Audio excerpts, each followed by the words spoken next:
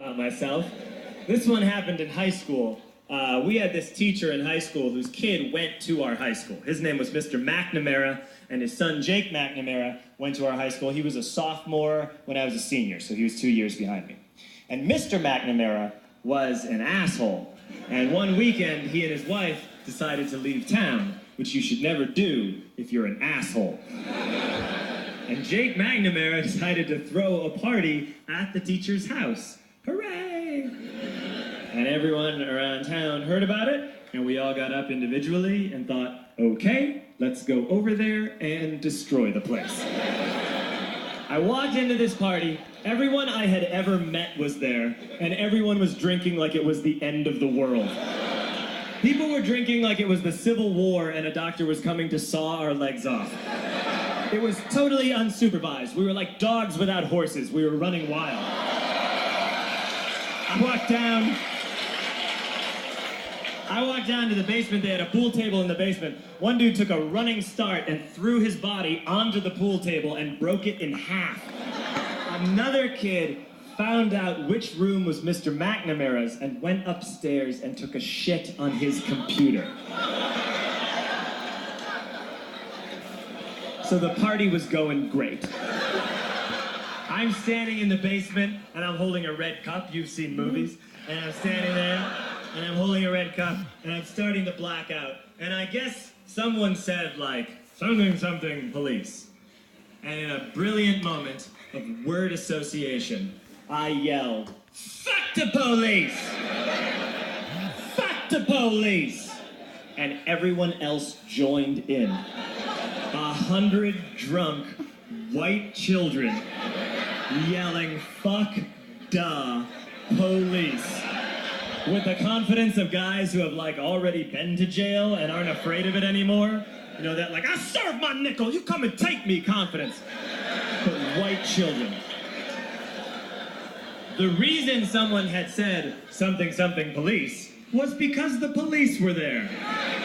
So a Chicago police officer walked down the stairs and got to the bottom in the basement and looked out over a sea of drunk toddlers yelling, fuck the police, in his face.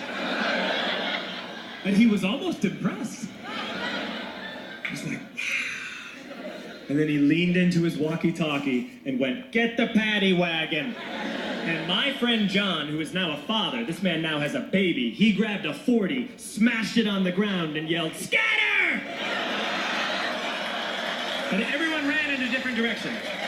We all ran in different directions. It was like that scene in Ratatouille when the humans come in the kitchen and all the rats go in different ways. We all ran in different directions. I ran into the laundry room and I jumped up on the washing machine and I crawled out through a window into the backyard, and now I'm running through the backyard and there was this big chain link fence and I thought, I've never climbed a fence that high before. And then I woke up at home.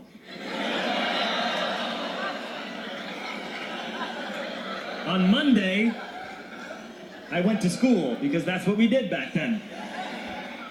And I'm walking into the school building, and who do I see but Jake McNamara?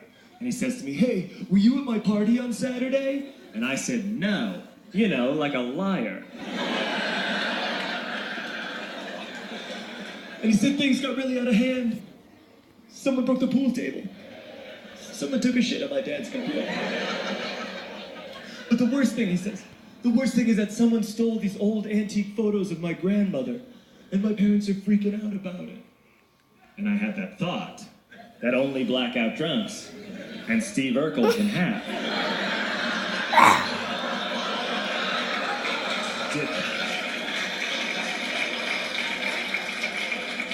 Did I do that?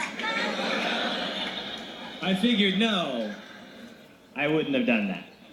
But I was never sure. Until 2 years later. Relax. I'm playing video games with this kid named Alex that we also went to high school with. 2 years later, we've graduated by now. We're playing video games for a couple hours. And then Alex says to me, hey, come here, I want to show you something. And he takes me into his bedroom. And then he takes me into a side room off of his bedroom. Never a good thing to have. He shows me a tiny room that is covered wall to wall in stolen antique photos from different people's parties over the years.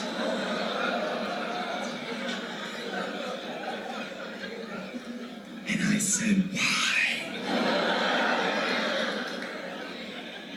Why do you do this? And Alex said, because it's the one thing you can't replace.